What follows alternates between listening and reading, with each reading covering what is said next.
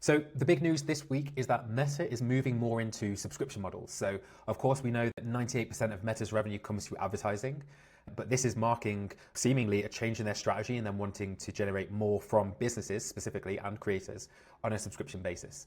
The reason for that, we'll go through what exactly they've included, we'll cover as well in this quick video. Before we jump in, thanks to today's sponsor, dofollow.com. So what happened was last week, this Meta executive announced Meta One plus some other subscriptions as well on their Instagram page, which covers Instagram, WhatsApp, Facebook, so most of the tools within their suite of products. So why they're offering these subscriptions and what this means? Well, firstly, none of these subscriptions are designed to block ads. They've kind of already tried that in the EU, didn't get a lot of adoption, so I think they've kind of given up on that as a strategy, at least for the time being.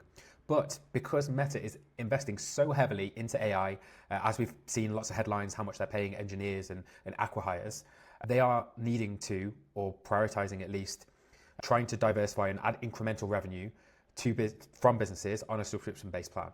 So what we're seeing on the consumer side and creator side is that they're starting to gate features, and they're also, and this is the bit that stood out to me, is they are giving preference to companies that are paying them on a subscription basis when it comes to reach and followers, as we'll come on to. So that's it at a very high level. So there's two types of plans that got announced.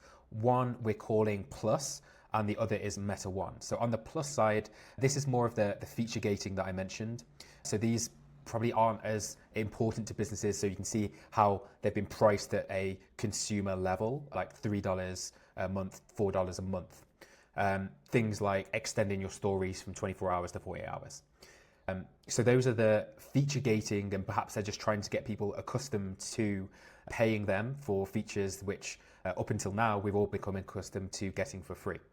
So perhaps we're going to see these subscriptions increase, or as Meta did actually allude to in the video, they'll all get bundled into this Meta One subscription that they are starting to push here. So this is what's really stood out to me.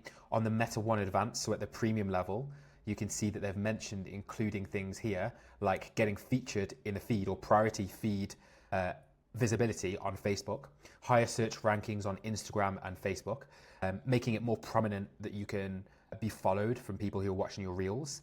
And also they've included things here like competitor insights and insights about your own audience as well. So this is just in testing right now in Saudi Arabia, Morocco, Thailand, and Bangladesh.